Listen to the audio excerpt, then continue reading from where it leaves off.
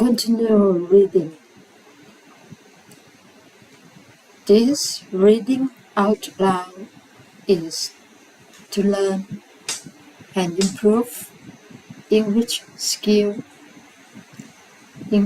reading skill, and to educate the Buddha's teaching via the Buddha Bhikkhu's book titled Handbook for Mankind,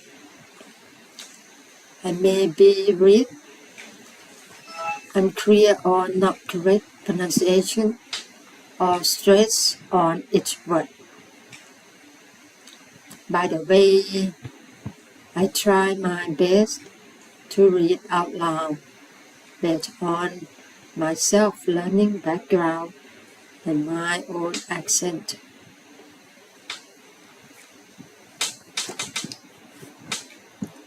Yesterday word, I have to check pronunciation.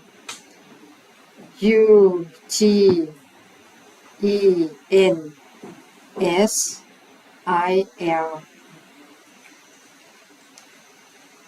Utensil แปลว่าเครื่องไม้เครื่องมือเครื่องใช้ Let's get started.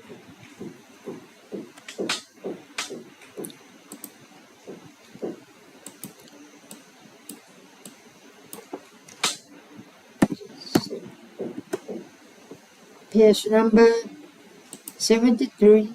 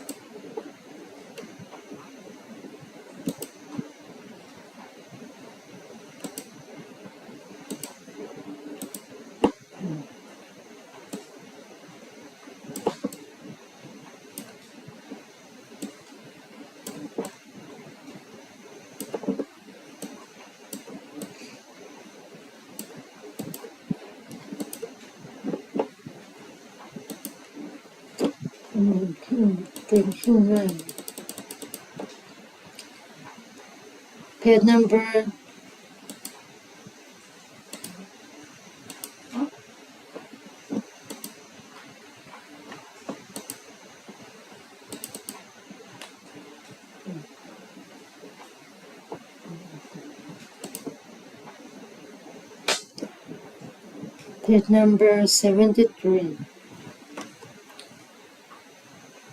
Check เสียง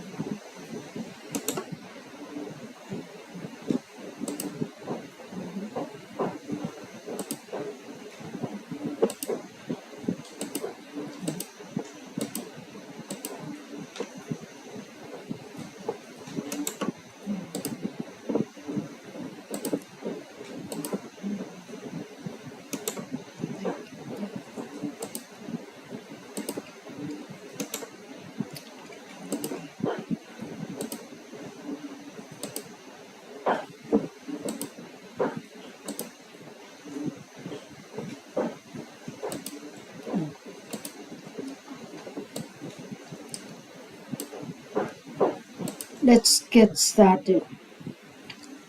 Page number 73.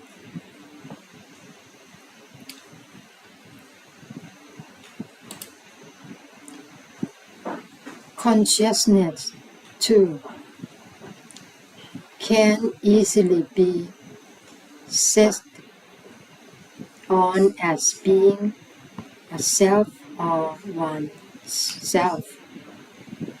The average villager likes to say that when we fall asleep, something which he calls the soul departs from the body. The body is then like a log of wood, receiving no sensation by way of eye, ear, nose, tongue, or body.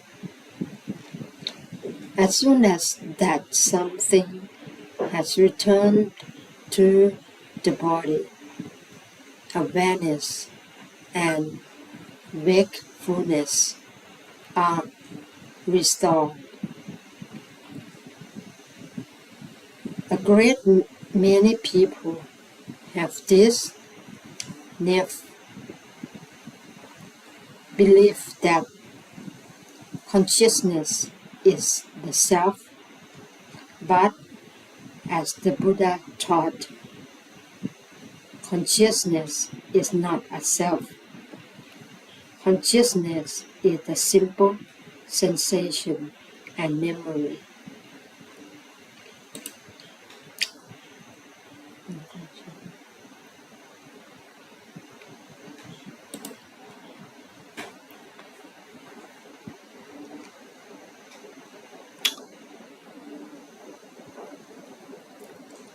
That is knowing and is bound to be present as long as the body continues to function normally.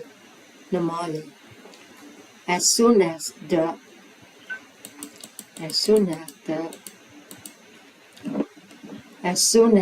the bodily functions become disrupted, that thing we call consciousness changes or ceases to function.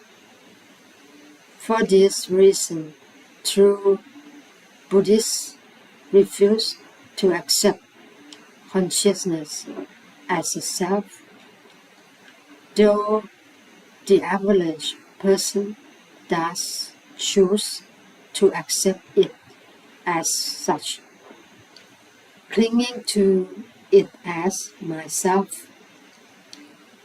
Close examination along Buddhist lines reveals that quite the opposite is the case.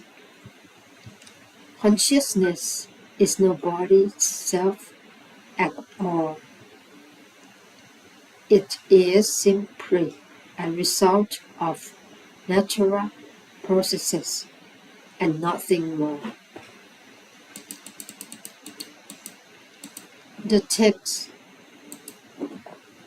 The next possible point of attachment is active thinking, intending to do this or that, intending to get this or that.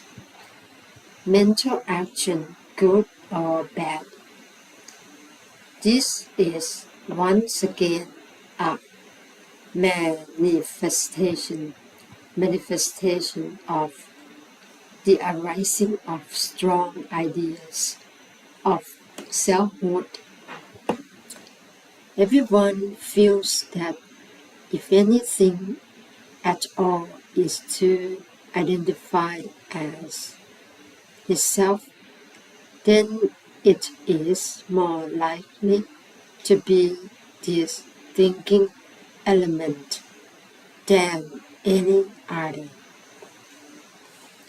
For instance, One philosopher in recent centuries had a naive philosophy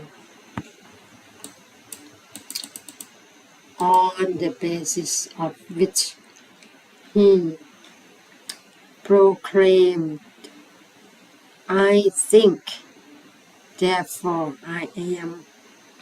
Even philosophers in this scientific age have the same ideas about the self as people have had for thousands of years, intending that the thinking element is the self.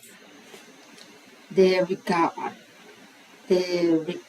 as the self that which they understand to be the thinker. The thinker. We have said that the Buddha denied that either feeling or consciousness might be a self. He also rejected thinking, the thinking aspect of the mind as a self, because the activity which manifests as thought is a purely natural event. Thought arises as a result of the interaction of a variety of prior events. It is just one of the aggregation of assorted components that makes up the individual, and no I or self entity is involved.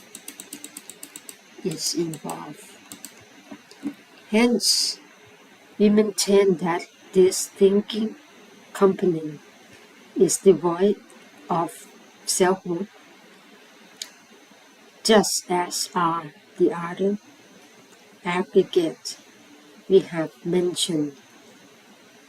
The difficulty in understanding this lies in our inadequate knowledge of mental element or mind. We are familiar only with the body, the material element, and know almost nothing about the other, the mental, non-material element. As a result, we have difficulty understanding it. Here, it can only be said that the Buddha taught that the individual is a combination of the five aggregates. The five aggregates, physical and mental. Now, when the event we call thinking takes place, we jump to the conclusion that there is someone there who is the thinker. We believe there is a thinker, a soul, which is master of the body, or something of the sort. But the Buddha rejected such entities completely.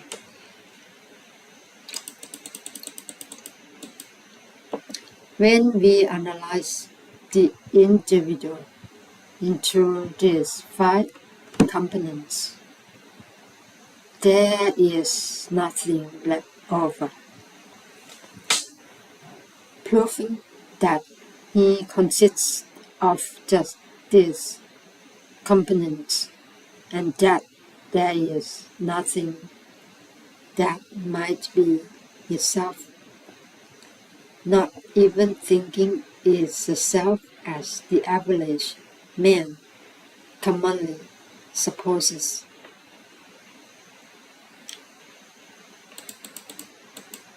Now, the last group, consciousness,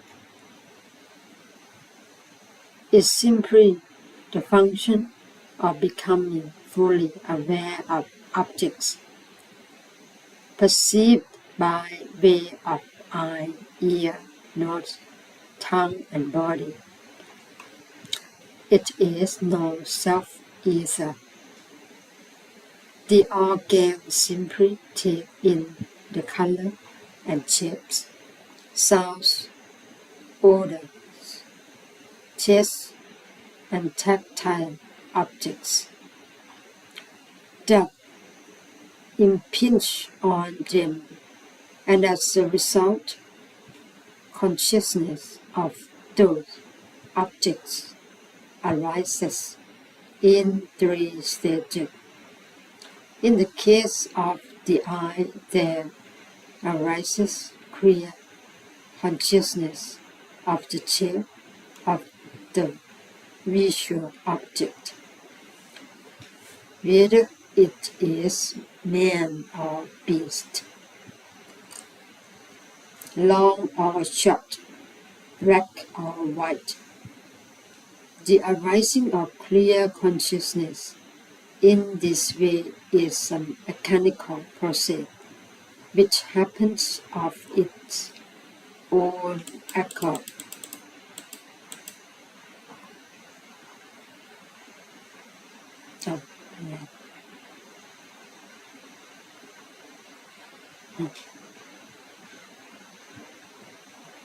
On accord, automatically. There are some who maintain that this is the soul, the spirit, which moves into and out of the mind and receives stimuli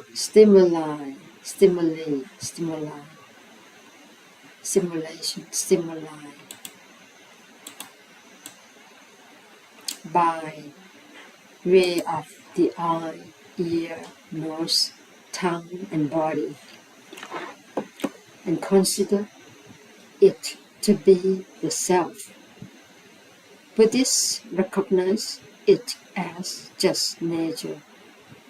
If a visual object and an eye complete with optic nerve make contact, seeing will take place, and there will arise visual consciousness, and there is once again no need for any self whatsoever.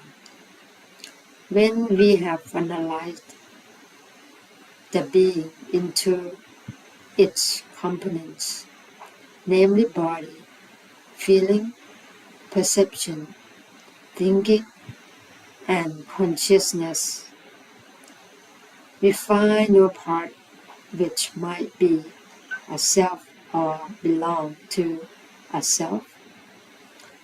Thus, we can completely reject the false self-idea and conclude that the body is or has a self at all. When one ceases to cling to things, no longer liking or disliking them, this indicates that one has perceived that those things are not self.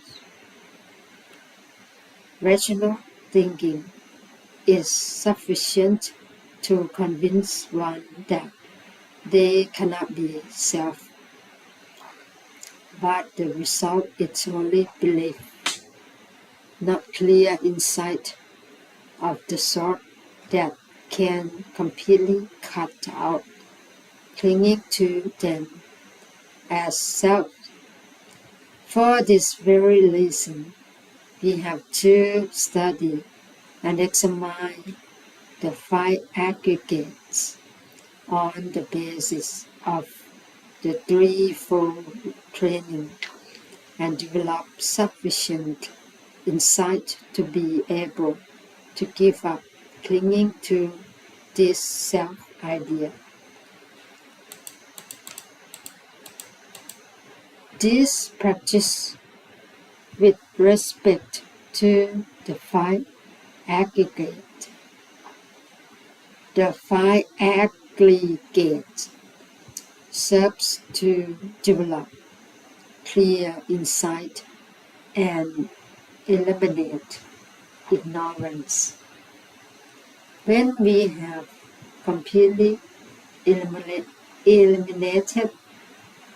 ignorance, we shall be able to see for ourselves that none of the aggregates is a self.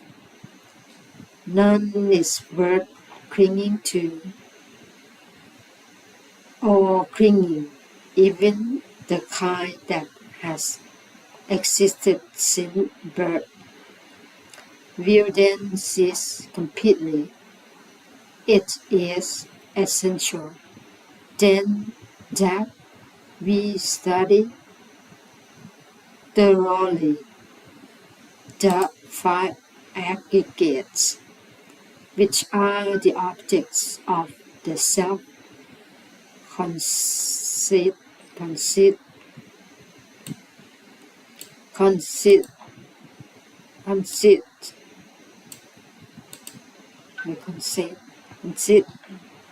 The Buddha stressed this aspect of his teaching more than any other. It may be summed up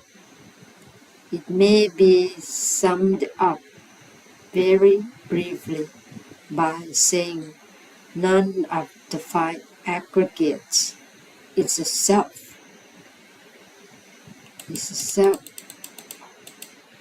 This should be considered a key point in Buddhism, whether one looks at it as philosophy, as science, or as religion. When we know this truth, ignorance, bad, grasping, and clinging vanish. Desire of any sort has no means of arising, and suffering ceases. Why is it then that we normally don't see these 5 aggregates as they really are? When we were born, we had no understanding of things. We acquired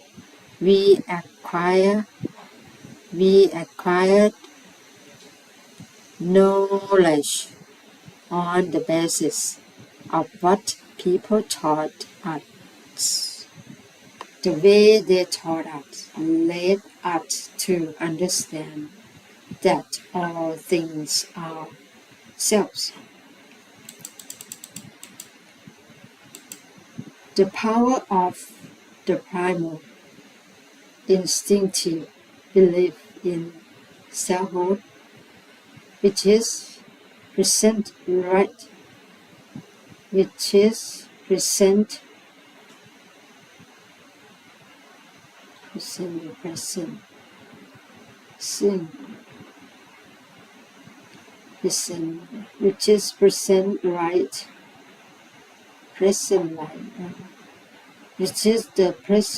from birth,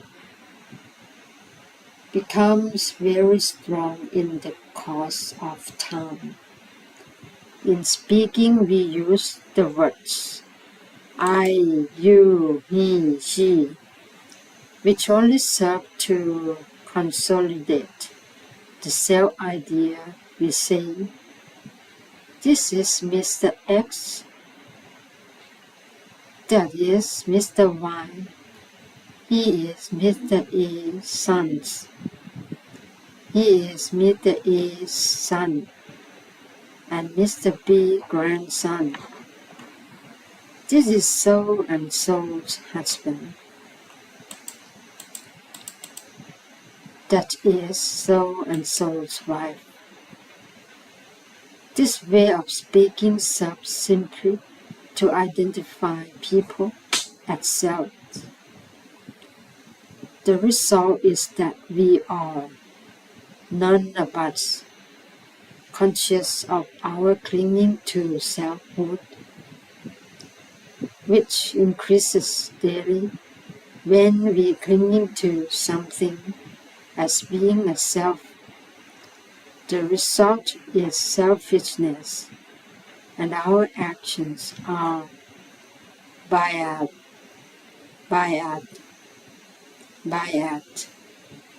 accordingly.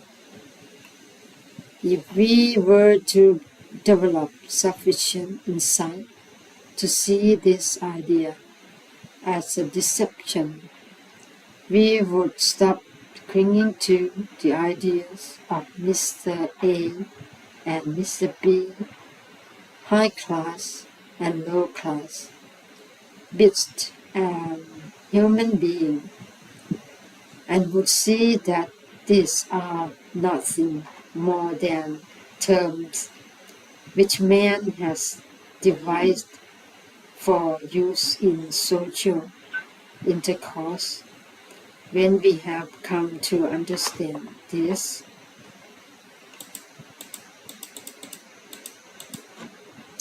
we can be said to have dispensed with one sort of social deception. When we examine the whole of what goes to make up Mr. A, we find that Mr. A is simply an aggregation of body, feeling, perception, thinking, and consciousness. This is a rather more intelligent way of looking at things. Doing this, one is not deluded by worldly relative truth. It is possible to carry the process of analysis further than this. For instance, the physical body can be divided up rather crudely into the elements of earth, water, wind, and fire, or it can be analyzed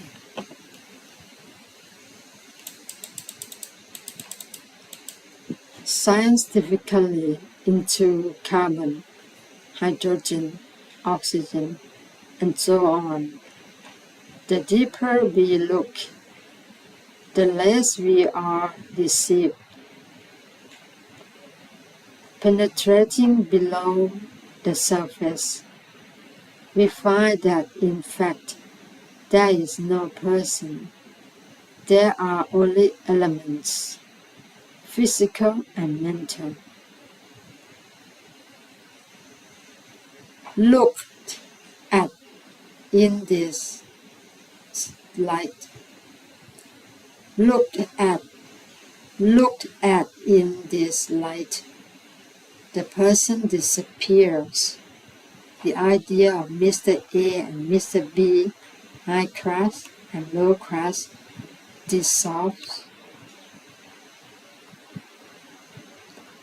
The idea of my child, my husband, my wife, vanishes away.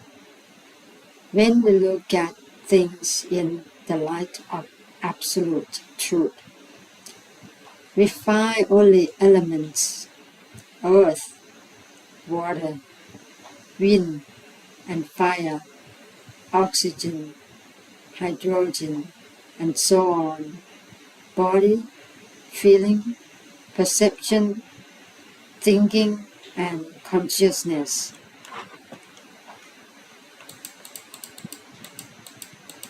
On examining this closely, we find they all have one property in common, namely emptiness. Each is empty of what we refer to as itself. Earth, water, wind, and fire, looked at properly, are seen to be empty of selfhood. It is possible for each one of us to see anything and everything as empty in this sense. This done grasping and clinging will have no means of arising, and any already arisen will have no means of remaining. They will dissolve, pass away, vanish entirely, not a trace remaining. So there are no animals,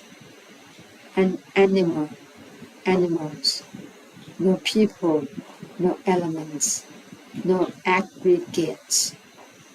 There are no things at all.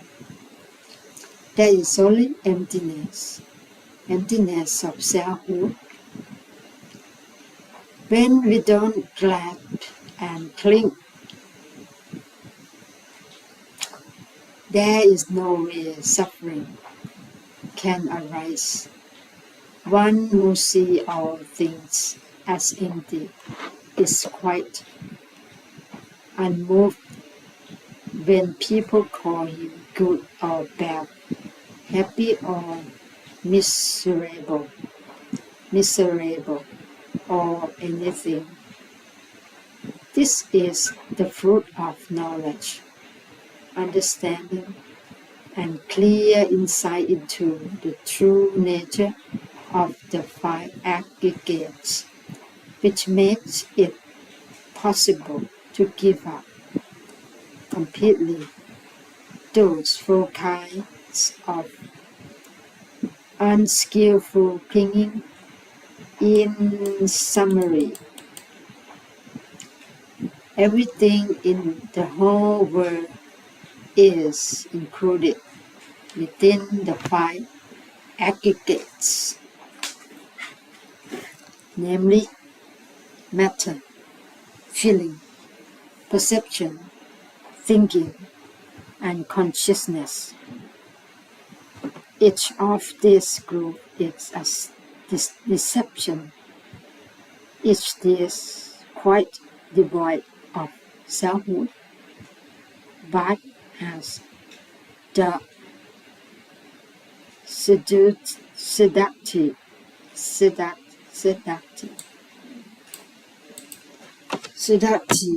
power to induce grasping and clinging.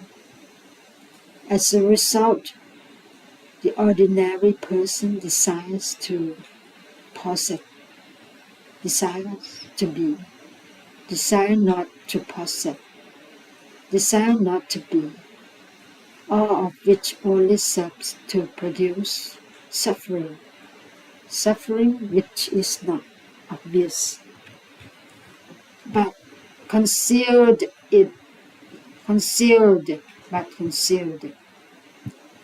It behoves everyone to utilize the threefold training in morality, concentration, and insight, and eliminate delusion with respect to the five aggregates completely and utterly. A person who has done this will not fall under the power of the five aggregates, and will be free of suffering. For him, life will be unblemished, unblemished,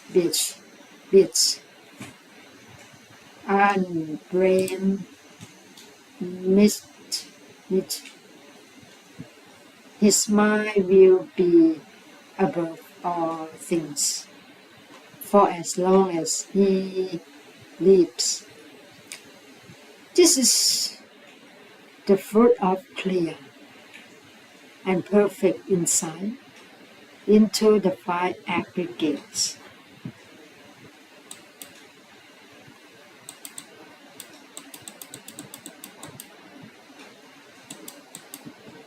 Insight by the nature method. 7. In this chapter, we shall see how concentration may come about naturally on the one hand, and as a result of organized practice on the other. The end result is identical in the two cases. The mind is concentrated and fit to be used for carrying out course introspection. One thing must be noticed. However, the intensity of concentration that comes about naturally is usually sufficient and appropriate for introspection and insight.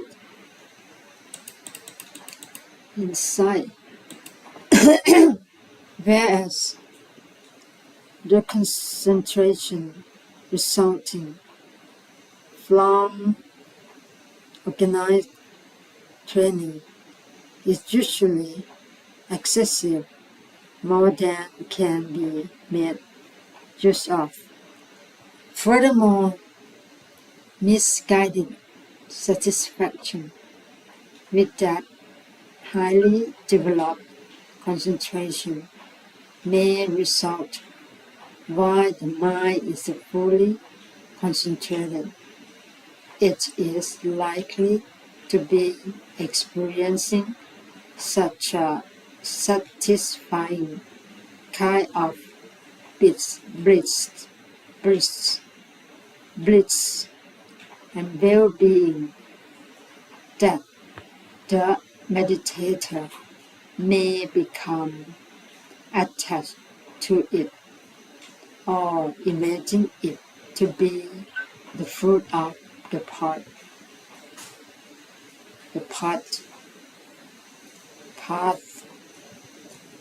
naturally occurring concentration, which is sufficient and suitable for use in introspection, is harmless, having none of the disadvantages inherent in concentration developed by means of intensive training. In the Tipitaka, there are numerous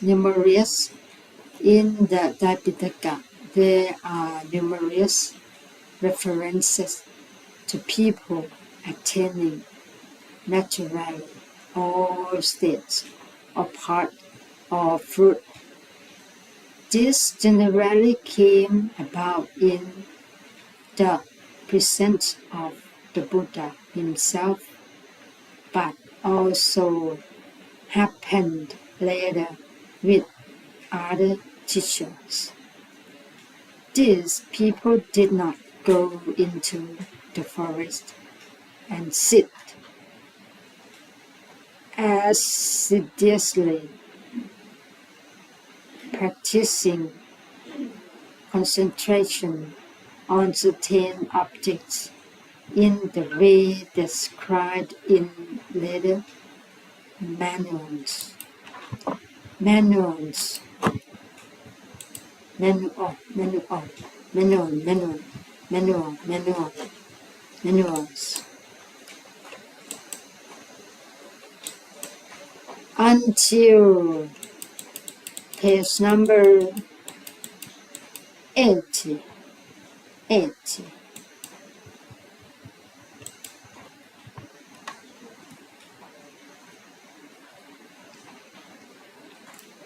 Thank you so much for reading out loud. Thank you so much for reading together, learning together, educating together. Have a good day. Have a happy time. Have a calm time.